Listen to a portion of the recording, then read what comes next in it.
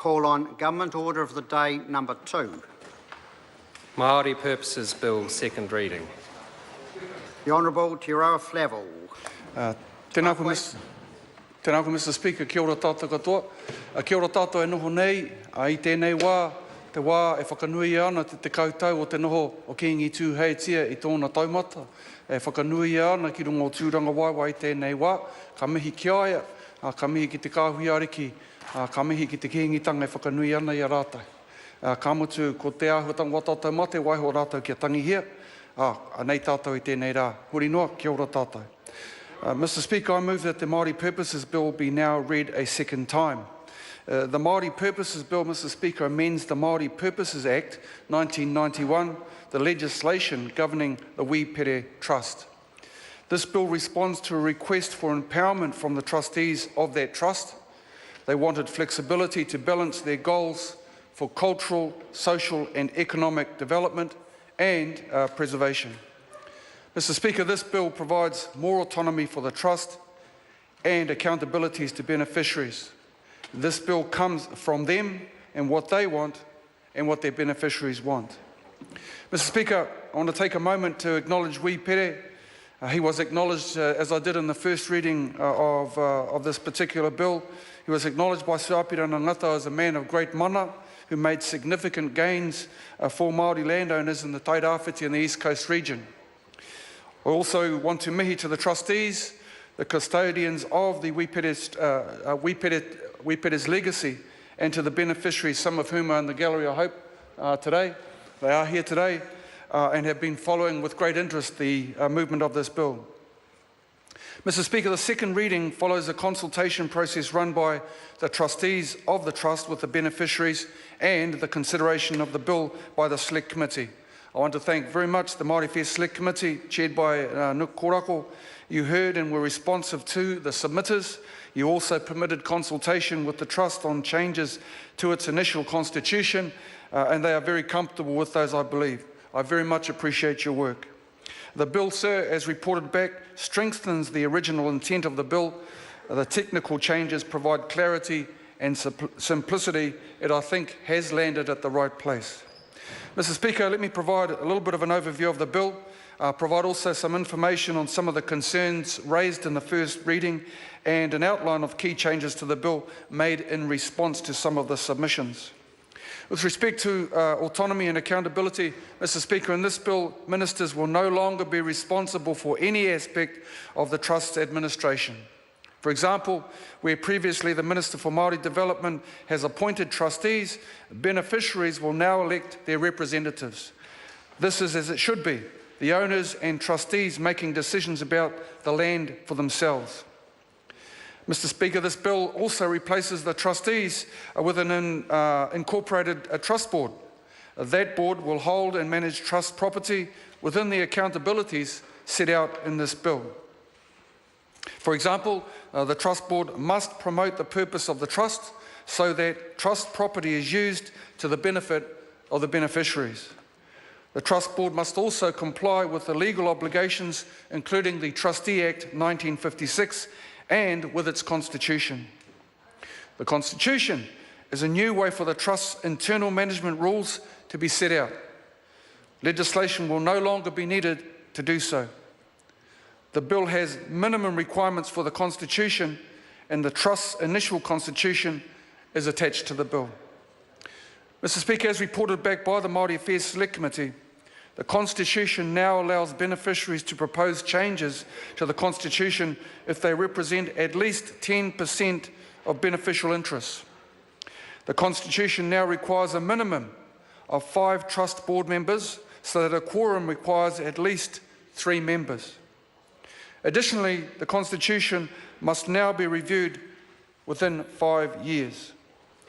Mr Speaker, in terms of succession, an issue raised during the discussions, the bill clarifies the trust succession arrangements set out in the legislation. Lineal descendants of Wīpere may succeed to beneficial interests in the trust. Spouses, children and remoter issue who are not lineal descendants can only succeed to a life interest. As reported back, Mr. Speaker, from the Māori Affairs Select Committee, the Māori Land Court is given clear jurisdiction to determine whether a person is a lineal descendant. And the bill relocates the management of the register of beneficiaries from the Māori Land Court to the Trust Board. They will now maintain the register and notify the Māori Land Court of any changes. There was a comment about general land, Mr. Speaker, in the discussions in first reading. We need to know, sir, that since the 1930s, legislation governing the Trust has deemed the Trust's general land to be Māori freehold land. The bill changes this. It allows general land that was deemed to be Māori freehold land to revert back to general land status. Approximately 29% of the Trust's total land holdings will revert back. For certainty, this land is listed in the bill. This does not include the Trust's corpus land, papakainga or marakai. The Trust will be also able to acquire new general title land, which will remain as general land. Mr. Speaker, these changes align this bill with other legislation that supports tino rangatiratanga. Te Ture Whenua Māori Bill is an example. That bill explicitly recognises and provides for mana and tino rangatiratanga over the land. There is another example in treaty settlements. Settling groups choose whether they receive land as Māori freehold title or in another form. And many groups do choose general land. The arrangements for general land will have no effect at all on land that has always been Māori freehold land, being approximately 71% of the Trust's total land holdings. The protections for this Māori freehold land are reinforced within the bill, and it remains under the protections of Te Ture Whenua Māori Act 1993. Mr. Speaker, in terms of jurisdiction, the High Court will have jurisdiction for governance and administration matters and over general land.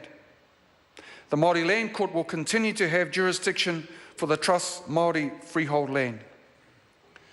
Mr. Speaker, I want to finally address two issues, the technical issues by nature. Firstly, the bill includes cross-references to Te Ture Whenua Māori Act 1993. Te Ture Whenua Māori Bill, which focuses on national matters rather than on one particular trust, has now had its first reading. After this bill has been enacted, cross-references to Te Ture Whenua Māori Bill will be updated through that bill by way of consequential amendments.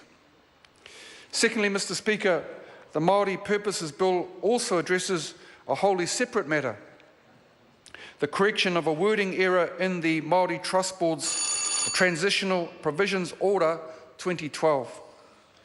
Mr. Speaker, the wrongly described Tauranga Māori Trust Board will be correctly identified as the Tauranga Moana Māori Trust Board. Mr. Speaker, in closing, this bill provides for mana motuhake. It supports the Trust Board to be more flexible in its choices, whether they preserve or develop assets, and whether to use land for cultural or commercial purposes. Those choices will be made within an environment of accountability. So I'm very confident that this bill does what other legislation in relation to Wipere Trust is aimed to do, to support the legacy of Wipere so trust property can be used to the benefit of the beneficiaries. Finally, Mr. Speaker, can I thank briefly those officials that have worked on this bill. It's very much been appreciated, in particular in light of the feedback from the Māori Affairs Select Committee and submitters. Sir, I commend this bill to the House. The question is that the motion be agreed to. I call Kelvin Davis to note.